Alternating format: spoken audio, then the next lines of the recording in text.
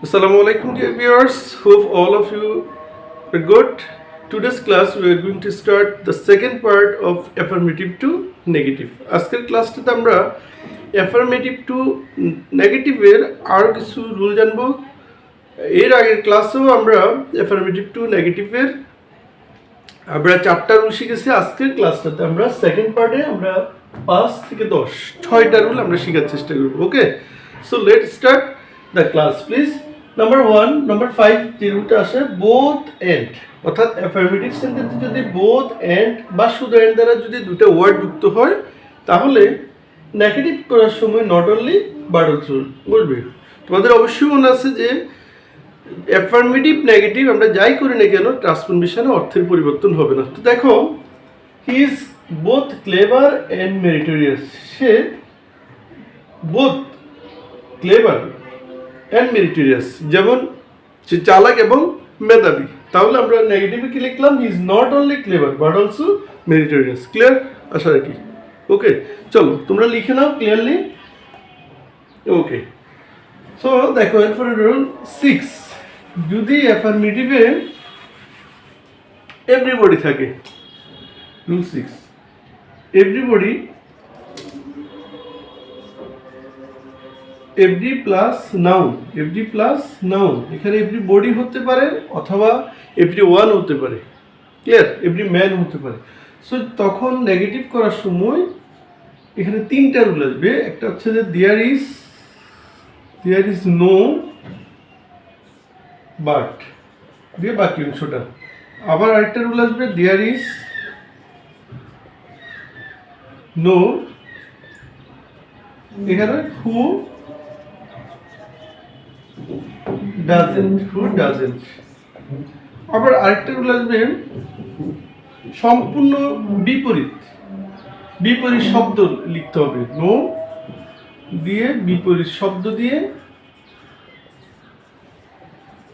বিপরীত শব্দ, নো বিপরীত শব্দ, বাকি অংশটা হবে। দেখো আমি এখনই তোমাদেরকে একটা উদাহরণের মাধ্যমে বিষয়টা ক্লিয়ার করবো। তাহলে এভরি প্লাস নাউন থাকলে নেগেটিভ করার সময় আমাদেরকে 3টা রুল ফলো করতে পারবো আমরা চাই। ঠিক আছে? সো দেখো একটা উদাহরণ লিখতেছি। Every mother loves her child, every mother loves her child. তাহলে আমরা এটা নেগেটিভ যখন লিখবো তখন কি কি লিখবো দেখো। নাম্বার 1, 3টে উদাহরণ লিখতেছি। Number 1, there is no mother but loves her child, there is no mother but loves her child. আবার there is no mother who doesn't love her child, আবার no mother hates her child।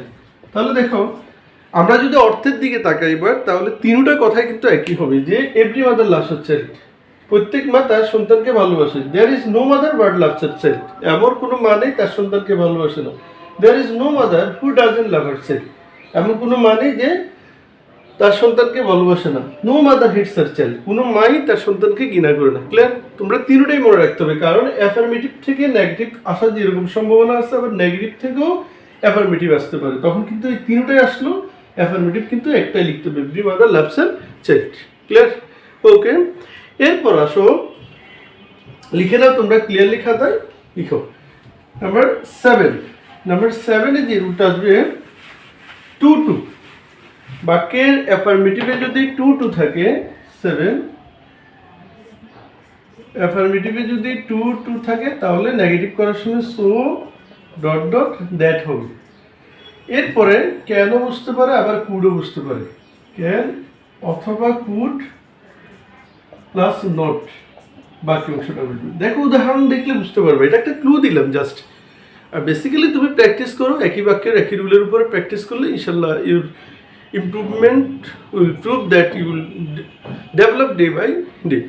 Okay, next দেখো, he is too weak to walk. সে এতই দুর্বল যে হাঁটতে পারে না। এটা অ্যাফার্মেটিভ বাক্য। টু টু থাকলে অর্থটা এমনই হবে, কিছুটা বুঝো কিছুটা মুখস্থ করো। আর এর নেগেটিভ হবে he is so weak that হি, যেহেতু এখানে ইজ তাহলে আমাকে ক্যান লিখতে হবে, ক্যান নট ওয়াক। তাহলে খেয়াল করো, যদি ইজ হয় ক্যান হবে, যদি এখানে ওয়াক বা ফার্স্ট টেন্স হয় তাহলে কি হবে, কুড হবে। ক্লিয়ার? ক্লিয়ারলি লিখে নাও। রুল 7, টু টু থাকলে সো ডট ডট দ্যাট হবে, ক্যান অথবা could not. He is too weak to walk, he is so weak that he can not walk. Clear? এরপর আসো 8, as soon as। যদি বাক্যের মধ্যে রুল 8 as soon as যদি থাকে তাহলে নেগেটিভ করার সময় no sooner had then plus বাকি অংশটা বুঝবে।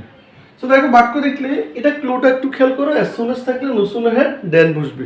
ওকে, এবার বাক্য দেখো তুমি, as soon as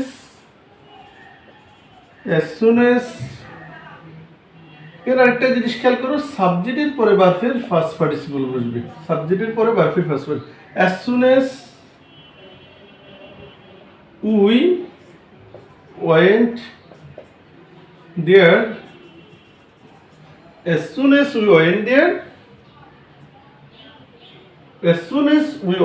যখনই আমরা সেখানে গেলাম,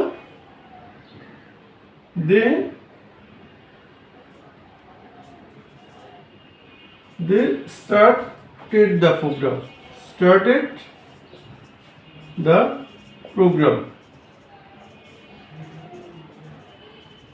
তাহলে দেখো এটা যখন আমি নেগেটিভ লিখবো তখন কি আসে, as soon as এর পরিবর্তে আমার সরাসরি কি আসবে, no sooner had we। যেহেতু এখানে হ্যাড আসতেছে তাহলে তোমাকে খেয়াল রাখতে হবে হ্যাভ হ্যাজ হ্যাড এর পরে ভার্বের ফার্স্ট পার্টিসিপল বসে, হ্যাভ হ্যাজ হ্যাড এর পরে ভার্বের ফার্স্ট পার্টিসিপল বসে। ওকে, তাহলে no sooner had we went এর ফার্স্ট পার্টিসিপল হচ্ছে কি, gone there। আর এখানে কমা ইনভার্টেড কমা উঠে গিয়ে টিচ এন্ড দেন বুঝবি। তাহলে গন দেন, টিচ এন্ড দেন, ইএন না, এই জায়গায় অনেকে ভুল করে টিচ ইএন হচ্ছে তখন বা তারপর, আর দেন চে। তো দেন কেন, কম্পারেটিভ ডিগ্রিতে কম্পারেটিভ ফর্ম বসে, দেন বসে। দেন দে স্টার্টেড দ্য প্রোগ্রাম। ওকে, আসার আগে আমি লিখতে তোমরা এই ক্লাসটা বুঝতে পারছো যে as soon as থাকলে no sooner had plus subject plus ভার্বের ফার্স্ট পার্টিসিপল, তারপর বাকি অংশটা এরপরে দেন, তারপর বাকি অংশটা বুঝবা। আর এখানে একটু খেয়াল রাখতে হবে as soon as এর পরে ফার্স্ট টেন্স, কিন্তু এখানে as soon as এর পরে had যখন আসলো তখন গন হয়ে গেল, আর এদিকে দেন আর বাকি অংশটা। ক্লিয়ার? পাশাপাশি বাংলাটা বুঝো, যখনই আমরা সেখানে গেলাম তখনই প্রোগ্রাম আরম্ভ করলো তারা। ইয়েস, আমরা সেখানে যেতে না যেতে প্রোগ্রামটা কি হলো, আরম্ভ হলো। ওকে, আসো এরপরে অ্যাজ এস থাকলে বাক্যের মধ্যে 9 নম্বর রুল, বাক্যের মধ্যে যদি অ্যাজ এস থাকে, এস যদি থাকে তাহলে নেগেটিভ করার সময় নট লেস কি বুঝবে, দেন বুঝবে, নট লেস দেন। এই আলোচনাটা যখন আমরা একটু পজিটিভ কম্পারেটিভ সুপারলেটিভ করবো আর একটু ক্লিয়ার হবে ইনশাল্লাহ। তো আপাতত এতটুকু মনে রাখো যে অ্যাফার্মেটিভে যদি অ্যাজ হয়, নেগেটিভে নট লেস দেন হবে। ওকে, তাহলে he is as wise as she. সে তার মতো জ্ঞানী। তাহলে আমরা নেগেটিভ করলে কি লিখবো, he is not less wise than she. সে তার চেয়ে কম জ্ঞানী নয়। খেয়াল করো অর্থটা চেঞ্জ হচ্ছে না কখনো, চেঞ্জিং সেন্টেন্সে ট্রান্সফরমেশনে বিশেষ করে অর্থ চেঞ্জ হবে না। তাহলে তোমরা খেয়াল রাখো যে অ্যাজ থাকলে নট লেস দেন হবে, he is as wise as she, he is not less wise than she. Okay, তো আজকের ক্লাসে আমরা শেষ রুলটা পড়বো ইনশাল্লাহ। দেখো নাম্বার 10 হচ্ছে আসলে সরাসরি আমরা যে সুপারলেটিভ ডিগ্রি পড়ি, হি ইজ দ্য বেস্ট বয়। তো সুপারলেটিভ ডিগ্রিটা কি হয়ে যাবে? সরাসরি সুপারলেটিভ ডিগ্রি, সুপারলেটিভ যেটা অ্যাফার্মেটিভ হিসেবে থাকবে। এরটা আসলে বাক্য না দেখলে তুমি বুঝবে না। সুপারলেটিভকে আমরা অ্যাফার্মেটিভ ধরি আর পজিটিভকে আমরা নেগেটিভ। ওকে, দেখো সুপারলেটিভের এই জন্য আমাদেরকে এই রুলটা বোঝার জন্য একটু পজিটিভ কম্পারেটিভ সুপারলেটিভের ক্লাসগুলো মনোযোগ দিয়ে করতে হবে। সো দেখো আমি সুপারলেটিভ অ্যাফার্মেটিভ হবে, পজিটিভ নেগেটিভ। যেমন উদাহরণটা কিভাবে বুঝবা? He is the best boy, he is the best boy in the class. সে ক্লাসে সবচেয়ে ভালো ছেলে। ওকে, তো এটাকে যখন আমরা, এটা হচ্ছে মূলত সুপারলেটিভ, কিন্তু একদিকে সুপারলেটিভ বলা হচ্ছে আর একদিকে এটাকে অ্যাফার্মেটিভ। কিন্তু এটা যখন নেগেটিভ বা পজিটিভ বলবো তখন লিখতে হবে যে no other boy is as good as he. No other boy is as good as he, কেউ তার চেয়ে ভালো নয়। সো আজকে আমরা সেকেন্ড পার্টে এই 6টা রুল শিখলাম। ইনশাল্লাহ আরেকটা ক্লাসের মাধ্যমে আমরা অ্যাফার্মেটিভ টু নেগেটিভের অংশটা ক্লিয়ার করব ইনশাল্লাহ। আশা করি তোমরা আজকের ক্লাসটা বুঝতে পেরেছো। ওকে, আজকে এতটুকু। ইনশাল্লাহ will see again the next video. Till then আল্লাহ হাফিজ।